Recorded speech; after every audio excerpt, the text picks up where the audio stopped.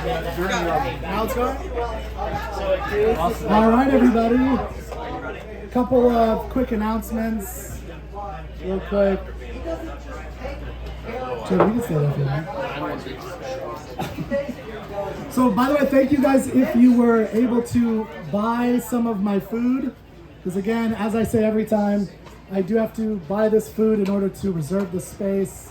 So I have a little sheet over there that has my QR codes for stuff, or you could pay me good old American cash, which I always like cash too. It's the only way I ever get cash. I don't have to go to the ATM anymore. But just $5 for every single one of these trays, and it really helps out to do that. So thank you guys. We're doing it. It looks like we're sold out, so hopefully we're almost sold out, so hopefully I'll make some of that money back. So thank you, everybody. Also, by the way, we have Tom Novak is back. Woo!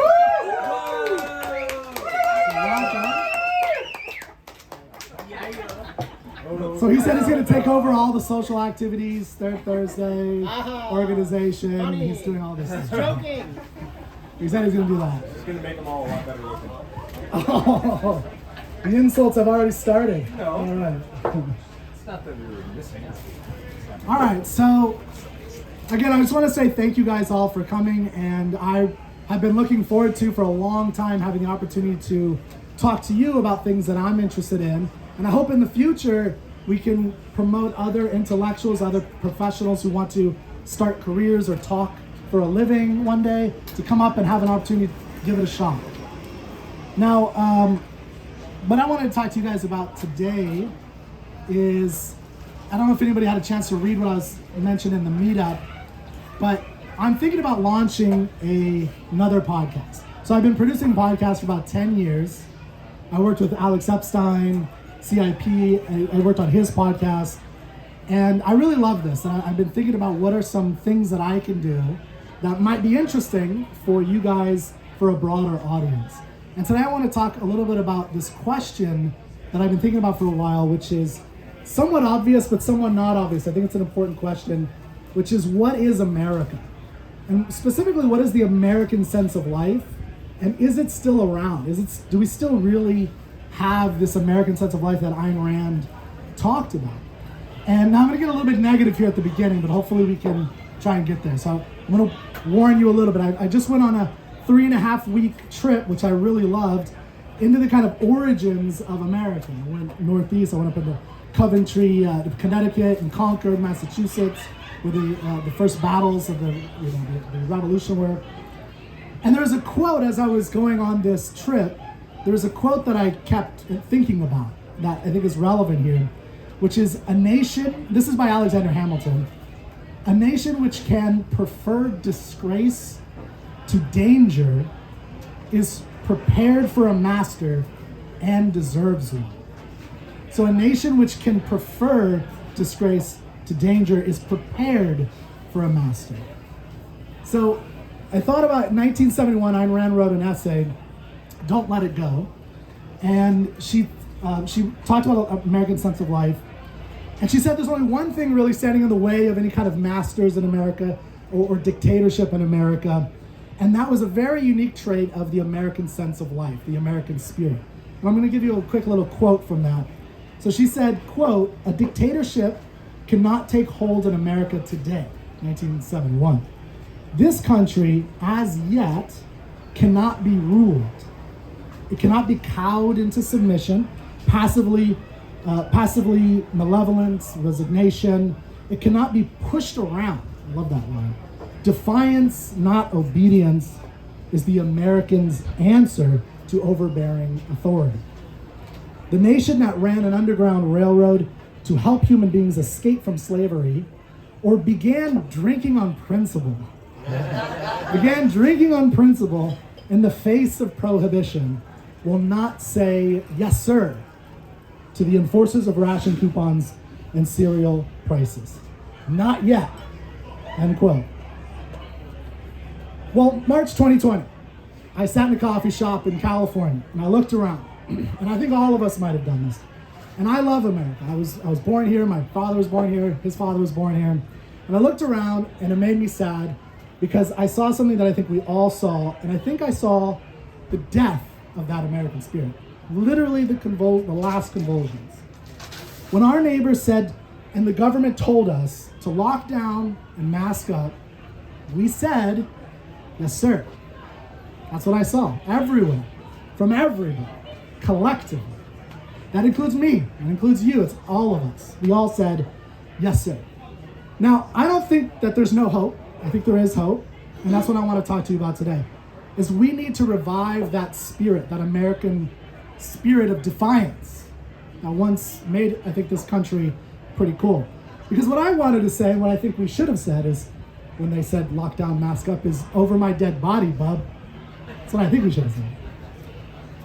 Okay, so I do want to talk very briefly about literature and why it's important in this regard.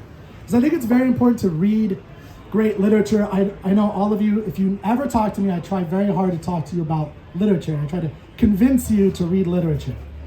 And there's a lot of great reasons, but one reason to read literature is that literature is the only way to perceive the essential character of a nation, of a culture.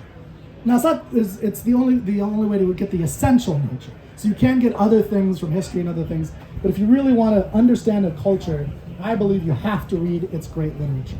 So it's just a quick example.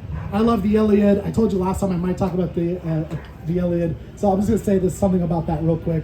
If you want to understand ancient Greek culture, you need to read the Iliad and the Odyssey, and you'll learn about two concepts, Greek concepts, kleos and time.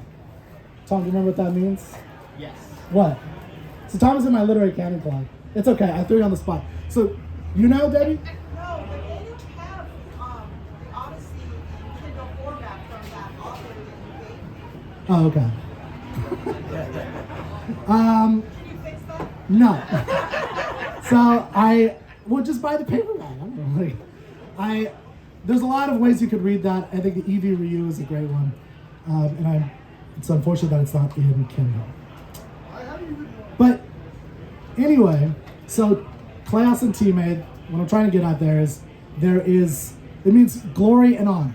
And when you read the Iliad, you could see these in action, and you could see Achilles as the main character, is the epitome of these things. You could see that character in its essentialized form, and you could see him also as a great leader to his men. You could see him as elegant and poetic. He's a poet, he's a bit of a poet. He's a singer and a musician. He's able to form logical arguments, and he's able to smite down his enemies. So he's a great hero of this culture. And in that story, you can see him shrugging when there's an arbitrary moment when one of his generals takes away some of his kleos, his glory, is what that means. And just, I can see a little confused faces. Kleos, glory, is not probably what you think of it as, or what I think of it as an American. For the Greeks, it literally meant loot, or the stuff that you got when you sacked a town, right? You'd get all this, the women, the materials, the silver and the gold, all the stuff in that town. You'd met it out to all the different soldiers who were fighting in that war. That's the kleos. You figure out who is the one who's the best warrior, he gets the most stuff, and so on and so forth. So they took away some of Achilles' kleos in an arbitrary way. He kind of went inside, and he just said, I'm not going to be fighting anymore, and he quit. Now, why is this important, though? So that's just basically the idea behind the Iliad. And what I think is so important about this is that when you read the Iliad, you get to see this whole story, this whole character play out. You get to kind of get a separation from yourself, and you can actually analyze it, and that gives you some view of your own self. It gives you kind of a 20,000 feet view of your soul, of your mind, and how you operate. So the Iliad and the Odyssey were canonical texts to the Greeks, and not just to us, time. So it answered this question, the question that I started with of what is America? To the Greeks, the Iliad and the Odyssey answered, what is a Greek? Right? And that's why this is so important of studying literature and reading this stuff, is you can get that idea of what these other cultures are, which will help us hopefully find unifying things. Study Roman literature, Saxon, French, same thing. Get different cultures, different essential ideas. So this is more important than I think we realize, what motivates us, not as cultural people or as people influenced by our culture, but universally, is because what motivates us really matters. And this is a grand mystery to most of us. What motivates me, what motivates you, like what motivates you is, I think, a very challenging thing to understand, at least for me. And I think that's one of the roles that literature and discussing this happens. And so I wanted to just briefly tell you very brief little tales to kind of explain this to you. So just from history. This is actually from history. So the siege of Toulon during the French Revolution, how George Washington almost lost his army, and of course the charge of the Light Brigade. So the siege of Toulon, port city in France, and it's a very important battle during the French Republic. They were not the French Republican forces were arrayed against the British, the French Royalists, and all of their allies. And the French Republicans were not doing very well. So the committee in Paris sent over this new cannoneer, this cannon commander, to go over and help them. And this man's name was Napoleon Bonaparte. And now the first thing that Napoleon decided to do was he said, I want to attack, and we're going to put all of our pressure on the ships at the port in order to cut off the supply line for the British so that they couldn't take the town. Now, they tried that, but the commander didn't do it very wholeheartedly. Instead, kind of did a lackluster job, so the British figured it out. They attacked, so that didn't work out. So the next thing that he tried was to attack the port city. Now here's where it's really important here, is that there was a very important cannon battery that everyone had to fight and attack in order or that all the French Republicans had to man in order to make this mission work. But it was a suicidal mission. Nobody wanted to do this, because doing it, you get attacked, people die. So Napoleon had to figure out a way to get people to, do this without deserting, because he forced them. So the way that he did it is he walked around the camp, he saw this printer, a guy making actual printing signs, and he decided, I'm gonna actually name this cannon battery something that's going to speak to the French people, to the French character, to their nation, to who they are, their bravado, their panache, what makes them French. And so what he did is he put that sign up and everyone started signing up right away. And it was, they went through and, they were able to do this. And the thing that he said in the sign was the battery of the men without fear. And so, and he named other cannon batteries where it was like the camp of the Republicans and Jacobins, but he spoke to their national Frenchness and their duty as French men to their republic.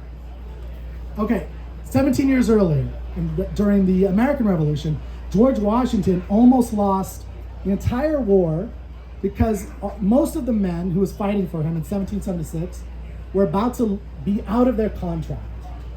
So they had to figure out how to get them to re-enlist, otherwise they were going to lose.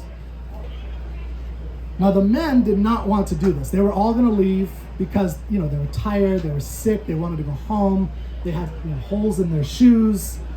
And so the leadership under General Washington, they tried everything. They tried arguments, they tried pleading with them, they tried everything. So they last-ditch effort, they lined everybody up on December 31st, 1776, and they said what they decided was to appeal to that most American of virtues and values, money. They were going to give them a signing bonus of $10 whole, right? So they the leaders under them, they said, everyone step forward if you want to sign up for $10 signing bonus plus your regular pay. Drum roll, nothing. Now Washington, atop his horse, kind of went in. He decided to seize the moment. He said something in a very famous little one-paragraph speech that I wanted to read to you because I think it really captures the essence of what I think is unique about American culture. Again, just one short paragraph. And he says, George Washington atop his horse, cold, "My brave fellows, you have done all I asked you to do, and more than could be reasonably expected. But your country is at stake. Your wives, your houses, and all that you hold dear. You have worn yourselves out with fatigue and hardships, but we know not how to spare you. If you will consent to stay 1 month longer, you will render that service to the cause of liberty and to your country, which you can probably never do under any other circumstances. That's it. That's it.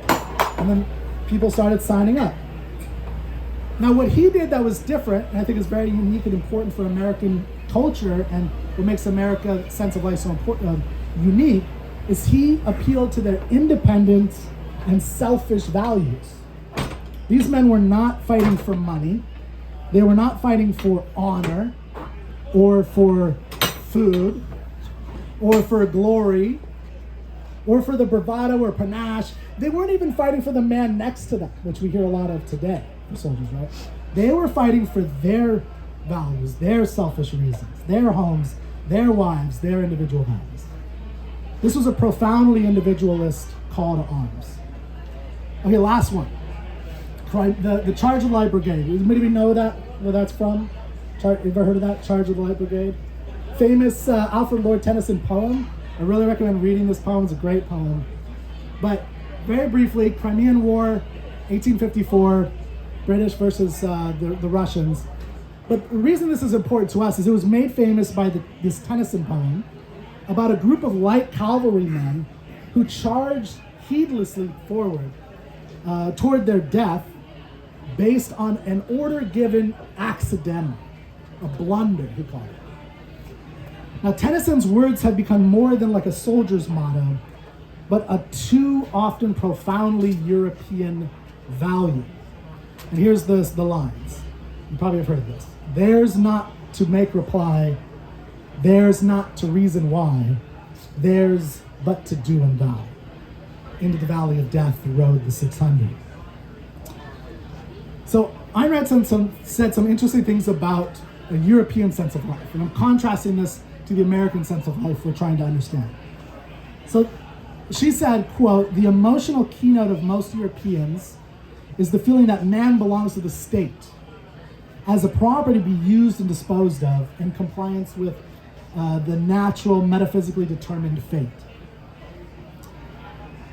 So the idea that he is a sovereign and the government is his servant has no emotional equivalent or reality in his consciousness. Now contrast what I just read from the Tennyson poem, "There's not to make reply, there's not to reason why, there's but to do and die." The Badger Clark poem represents the American spirit in contrast, which is, "The world began when I was born, and the world is mine to win." And I think those two contrasts are important when we're understanding what these senses of life are. Okay, so the America shows. Thank you for listening to all that. The America shows, the whole, that was kind of my motivation for why I think this is important. Is I think the sense of life of America is dying. And I think if it's not dying, I think it's pretty much mostly gone. Especially that is the defiant, the not being obedient, the not being pushed around, which I think is so important. We let people push us around today in the government in ways that I don't think we did in the past.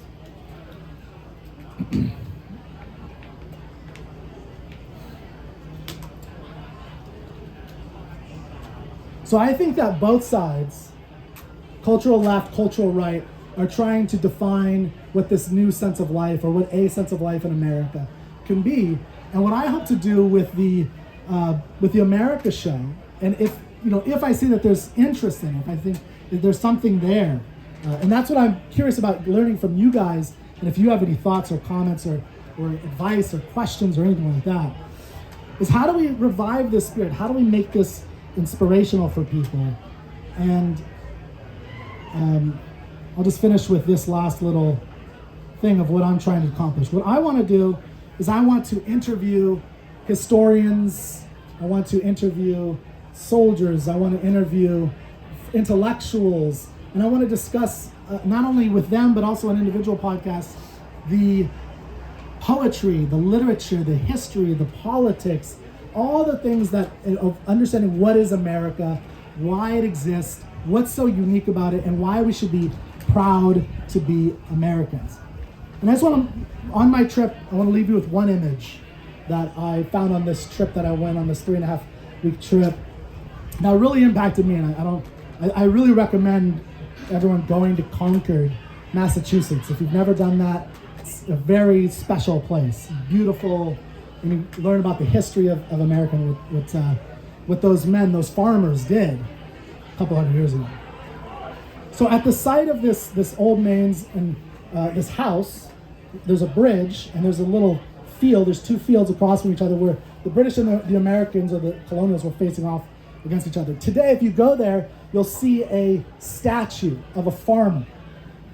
And the farmer's leaning lightly on a plow with one hand, and in his other hand he's holding a musket.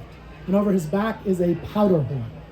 And you can see on his face fatigue and trepidation for what's about to happen. What I like about this is he was a man like you, like me. He was a farmer then. If you were alive today, it wouldn't be a plow he'd be holding on to, it'd be like a keyboard. Right? He'd be a worker like all of us. He's a normal guy, like all of us.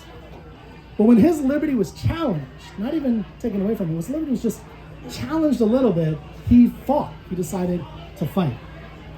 And during that battle, it was individuals who wanted to live their lives as they saw fit that rose up.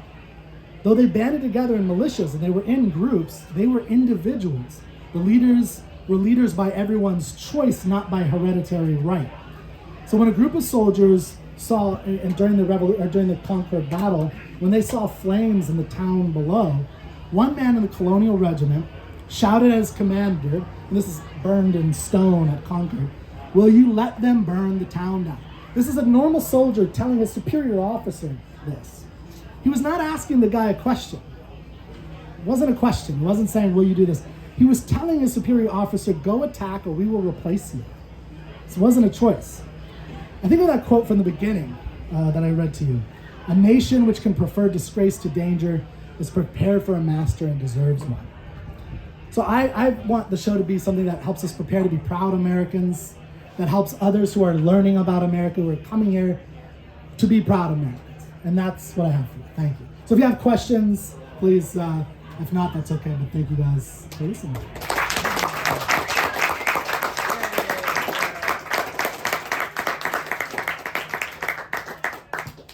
Yeah, there's a microphone here if you want to turn it on. That way it gets recorded. And just make sure you turn on the mic so it's off right now.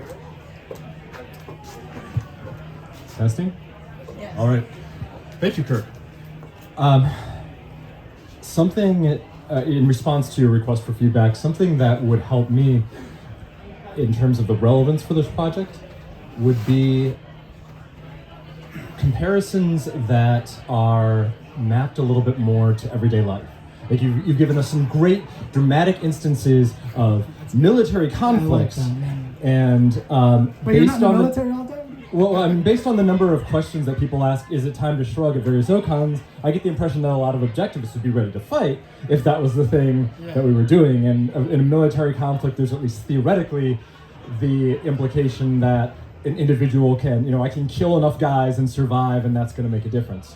But the prolonged intellectual battles and political battles that don't necessarily have immediate feedback in terms of victory or defeat are much more challenging, I think, for the quote-unquote farmers of today, as it were, the workers of today, to get psyched up about, to get motivated about. So anything that you have in that regard, I think would be really helpful, at least for people like me who aren't in a position to fight a physical battle for our country, but are still concerned about its sense of life and its future. Thanks. Oh, that's awesome, dude. Thank you so much. So one of the things I cut out of the talk while I was doing it was, so my expertise would be more like literature, right? And that's, so when I do individual, so I plan to do individual shows as well as interviews with, like I said, historians and all those types of things. But, so to kind of, in a roundabout way, answer your question, because I agree that war analogies can only take you so far. War metaphors can only take you so far. Like, it's about how do you, how important is developing your infrastructure of America and things like that.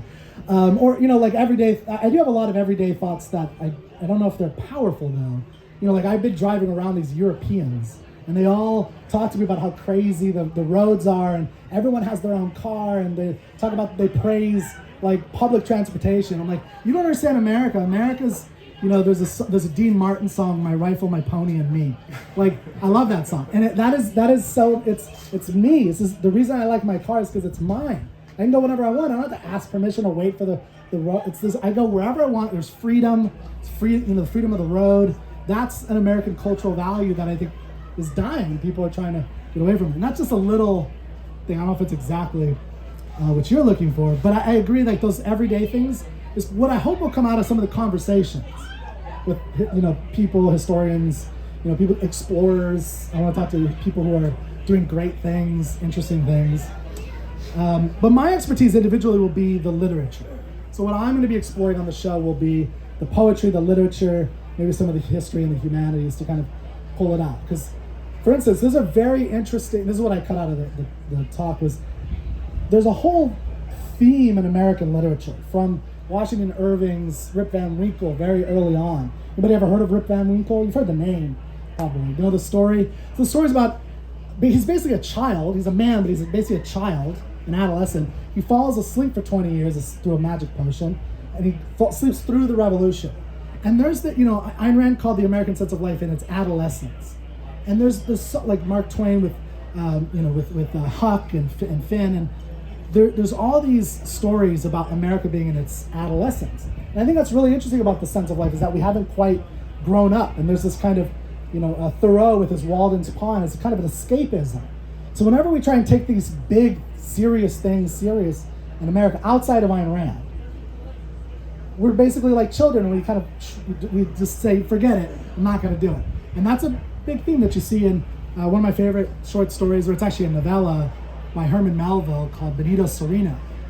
It's about a captain, a ship captain named Captain Delano. And he's like a child. He's so ignorant about the world. He's heroic in certain cases, but he just doesn't understand anything that's going on. So that's what I would be bringing to it, is like that kind of thing.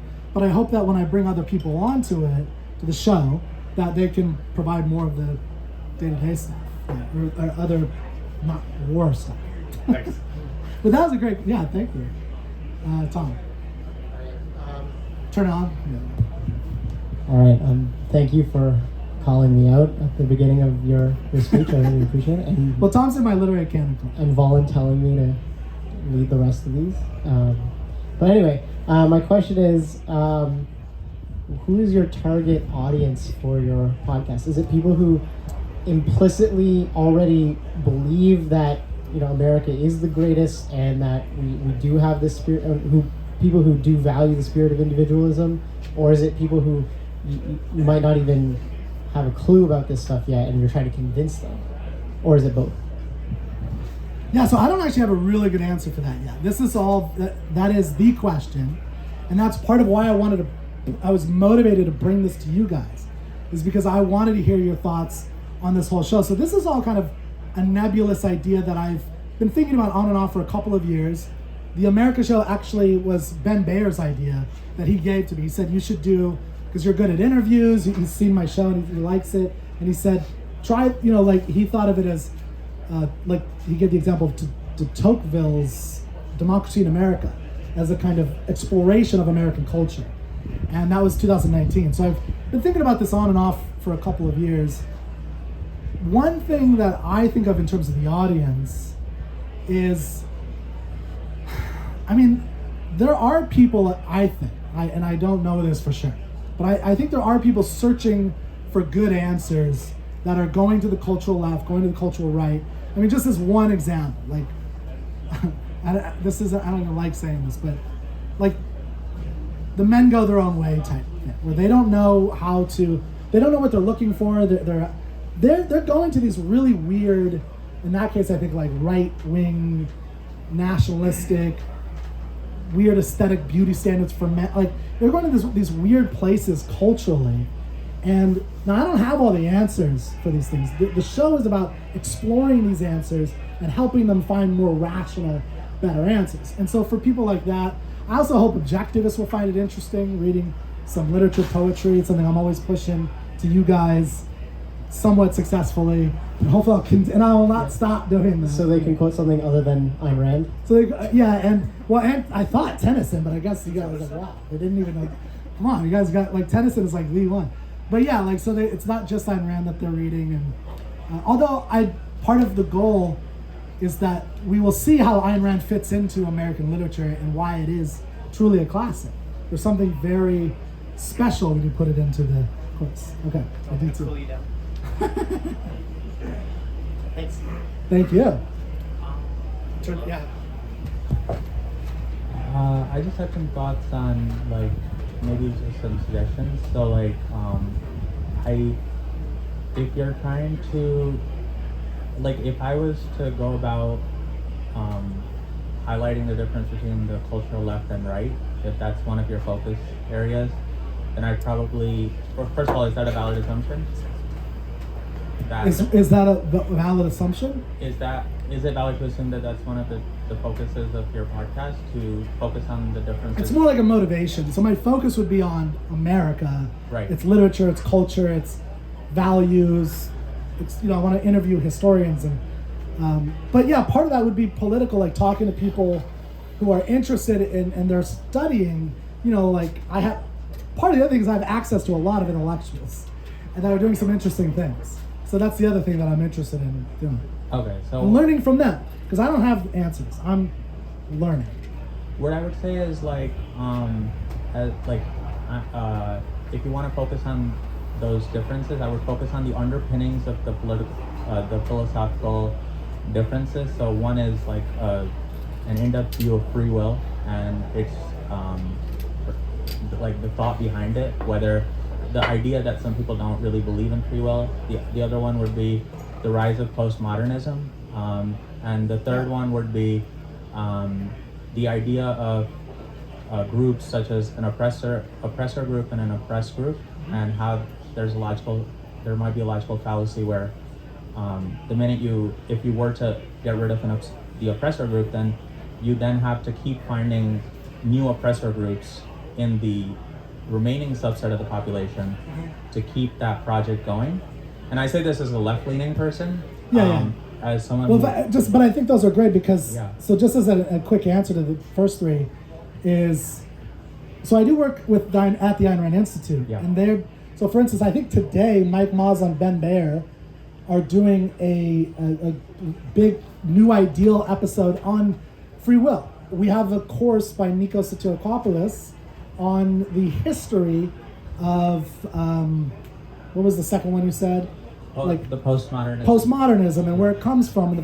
So like again, I'm not a PhD. I don't want to be a PhD, but I want to kind of get some of their knowledge, make it an interesting interview, talk to them, and then bring it in bite-sized everyday things like Mike is saying, or we can just talk about war. Because if you want to highlight War is those, so much more interesting than every day. if you want to I'm at highlight that those age where it's like it's differences, Civil and- War or grilled meats or whatever. You know what I'm talking about. You go. Okay, so sorry, Yeah. one more DTN and then. go ahead. and the second thing I was going to say is probably I would focus on examples in history where the U.S. was faced with challenges that were faced with by more collectivist societies and more socialist societies, and how the U.S.'s response differed from those societies' response and how it led to a better outcome. That would be a good way to demonstrate data for your hypothesis, basically. So. But that's just a suggestion. So just to give it, I don't know if this is exactly what you're saying, but thank you, Aditya. That's really good because I think just as one example, and this maybe answers Mike and you a little bit. One of my early episodes I'm thinking about doing is something on the Vietnam War. So my dad was he is a Vietnam vet. It's done a lot. I think it's done a lot of damage in certain ways, and it's a very interesting war to explore because nobody talks about it to some degree. We don't really understand it. And I think there's a lot of meat there, and that's where we're doing. And also, it's a mixed bag, right? Like we shouldn't have been there, and that's basically what Objective is saying. That's it. And it's like, yeah, but there's a lot. It's a war, it impacted my life a lot. It impacted my dad's life. So I think that's an important thing we need to explore. That I want to explore some more. Yeah, Aaron. Hi, Kirk. So thank you. Thanks for your call. The first part of the talk that I couldn't agree with was the sense that, in March 2020, lockdowns came and everyone said, yes, sir. Okay. I think to a sense they did, but it was also like, well, we don't know really the nature of this particular virus. But later on, once we got more of a sense of the nature, then there was a rebellion, at least within population, But that rebellion, in my view, is completely irrational. Like, it's just like, well, clearly it looks like the Democrats or the left are wanting to control us and do this stuff, and so we're just going to be no about it. And mainly thinking about the way various politicians have wanted to just like, no, we're not going to do testing, we're not going to force people. Whereas like ARI actually put out a lovely paper that said, well, no, what's missing is we need to be objective about it. We need to actually test for the virus and have the ability, the freedom to do testing. So like, in one sense, I think the sense of life is still present, but it is degraded. It's even less intellectual than it was before. And maybe that, I mean, I wouldn't completely dismiss everyone. And I mean, would you agree that maybe that's a little premature to think we were sheep at the beginning? So it's not about being sheep, it's about an emotional response. The emotional response I saw was yesterday. Because I read the quote about, so I agree with basically what you're saying about, I didn't know what was going on. But the thing is that your response should be the middle finger when the government tells you to put on masks. You should say no, like on principle. That's what I'm saying. Now, again, Ben did a great talk about, being rational, about making individual choices about that. That's not the point I'm trying to make. I'm trying to make the point that we're the nation that, drank when there was a prohibition on principle. Like, that's one of my favorite lines of Ayn Rand's ever. And again, it's the emotional response that I'm interested in. That's what a sense of life is. Not necessarily like, okay, we need to be rational about COVID. And I'm all for that. I got the vaccine, and there's rational things that you should do. I'm talking about that instant emotional reaction that I saw in the country was generally there's a little bit of danger, and I'm done. That's not the right response. I wanted to see, no, that's it. And then we could have a conversation. Once you get out of my face, now we can have a conversation. That's not how it went. It was cowed, and then we had a conversation that was very irrational. That's not the right way. That's not the right emotion. And I think, literature, poetry is my thing, man. That's what I saw. I saw it everywhere, and not just California. I saw it everywhere. So that's my view on the emotional response. So, but thank you. That was a good question. Hi, Kirk. Hey, Jim. I just want to let you know, I think it sounds like a really good idea. It sounds like a podcast that I would be interested to listen to, and I think you're a good guy to do it, because I think people respond more to non-verbal things than the verbal, at least often do. And you have a nice vibe. Talking about passion versus intelligence. It's well, No, I'm just kidding. I'm with you. that people respond to how you say something more than Yeah. what you No, say. I agree. I mean, it's spoken word. So, yeah. So like But- the way you say it is. But the point here is that you have a good vibe. No, thank you.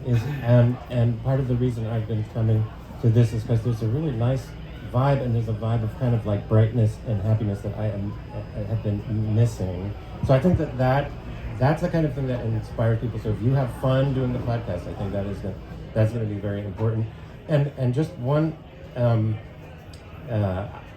comment about the name. Are you thinking of naming it the America Show? Right now, that's the name that I have. That is the name. Okay. If it was me and I saw that name, I would tend to assume the podcast is different from the way you're describing it. To me, it sounds like what you're describing is something along the lines of like, what is American wisdom? At least that's the factor that's kind of interesting to me. Is like, oh yeah, what is the? This is something we don't pay attention to because we tend to be practical people. Yeah. But it's something that's what's intriguing to me about it. Well, I'll just say, if you have recommendations for names, let me know. But I will say this about the America Show. One thing I was shocked about is I bought all the domains for the America Show. Nobody has the America Show. How do you not have that? The America Show? Like, now the AmericaShow.com is the only one I don't have, but that's only a couple $100. I'm not quite ready, or like $1,000 or something like that. And I just thought like the AmericaShow.net, .org, like, how do you, like, everything else is taken, but America Show is not? I thought that It's was an bizarre. example that the sense of life It's just is dead. beaten, right? Yeah, like that nobody has taken that. Yeah, nobody's proud enough to have a podcast. So I did some research, some basic research. There are no like America Show stuff. There's a few. There's like a, senator in Northeast somewhere. I think he has some crap show. Like, no. But so if you have other names, let me know. But I already bought the domain. So. What is American For a couple wisdom? dollars. What is American wisdom? That would be the thing that would. Well, that could be like the theme, but yeah, tell me later. I don't know yet. I don't know the name for sure. American wisdom. Yeah. Easy. So we've kind of spoken about this briefly before. I feel like the group that's most proud of America and appreciative of America and its core values after maybe American objectivists is immigrants. So how much are you gonna be integrating their perspective and comparisons between, say the lives in their former countries versus their new country? How much is that gonna go into the show versus just focusing, kind of digging deep into American character? Like, how much are you gonna take from that angle? Yeah, I think that's one of the other core motivations, actually, for me, is there is the best representation of what I think of as the American sense of life are immigrants who said F you to their former countries, came on whatever boats or figured it out. Whatever they had to do, whatever they had to do to get here. I didn't have to do anything. Like, I just woke up like, oh, I'm alive in America. It's great. So I understand, like, so that spirit is so relevant. And one of the mistakes I think we're making is that no one is really digging into and trying to understand what it is that, like, what is that specialized, interesting spirit that, I think made my grandfather or great grandfather when he came here from the old country. Like, what is it that he did? And then all my family members fought wars for this country because they believed that, like, there's something there. And I think the immigrant story is really important. And both left and right don't seem to be doing a very good job, especially not the right. And they're only focused on the political thing. Like, should we keep them in? Should we keep them out? It's like, okay, we need to have that conversation. We should, my view, obviously. I think let them all in. But we need that, like, there is an interesting question about, like, how do we have this melting pot situation that we used to talk about, where we get the best of the traits from other countries, but some of these other cultures aren't that good. We need to get rid of some of those things, right? But what you need for that is you need to have a really solid understanding of what makes American sense of life and spirit so special and so great, worthy of, like, shaking off the old world crap and the good stuff that brought you to me. But I think that's like the core freaking thing right there. Yeah. So, speaking of the American spirit, I think a very interesting topic might be to look at the entrepreneurial spirit, which does still live here, I think. And I mean, maybe that's hard to connect to art quite as much, but I don't know, have you thought about that? Yeah, so, like, I started off super negative with, like, the COVID stuff. The thing that I did see that was very positive sense of life was the entrepreneurial spirit. All the schools shut down. People try to put up their little pods, right? People try to find solutions to business problems. I think that spirit is still alive pretty strongly, and that is an amazing spirit that I want to explore a lot. Yeah, I think that's wonderful. But I wanted to start off a little negative to kind of put you on it. Because I do think the defiant thing is important. But yeah, the entrepreneurial spirit's wonderful. And then I'm sorry, real quick, Ron. One thing about the spirit thing is I think it's representative, not just in, like, defiance as such, but as, like, I can do something. I can take an action that is positive, and I have the ability, and that's really represented still in the entrepreneur mentality. Okay, Ron, sorry. So before I get to the point, I came to talk about just a second what Zina just said. I think that would be awesome to bring some interviews with immigrants because one thing I'm floored with as an immigrant, that Americans just don't know how good they have it here, and they're trying to make here everything we ran away from, whether it's social security and government medicine, etc., etc. And just wondering why the swimming between Cuba and Florida is a one-way street. You know, so I think Yeah. that's a very good point. One thing I wonder if you consider that you might be misinterpreted, especially if you reach out bigger audience. Whenever you talk about America and great, you're gonna have the Trumps. People may immediately shun you because they think you are pro-Trump, Yeah. or you're gonna drag along the wrong people until they realize that. So you will Yeah, I need to agree. make a distinction between that and Make America, blah blah. Well, I definitely am not going to say MAGA or Make America Great because you're right. I think it triggers the wrong emotions, unfortunately. And that's an unfortunate byproduct of just what's been happening in our political culture because we do want to figure out how to make America great. Like, that's a good thing, but this is, again, I think part of why I'm motivated to do this is that when people think of America now and they think of American greatness, that's what they think of. And they think of that kind of nationalism, that authoritarianism, and that's the worst. I think we need to recapture the narrative, and that is what I want. I mean, I'm a nobody, but that's what motivates me. Right? That's what I'm passionate about with this project. So, okay, last question. Going on a long time. Thank you all for all the questions. It's awesome. Okay, cool. Thank you, Sahibi. Yeah, ask me afterwards. Thank you, everybody, for letting me do this. Thanks for coming. You're a great speaker, by the way. I didn't know. I didn't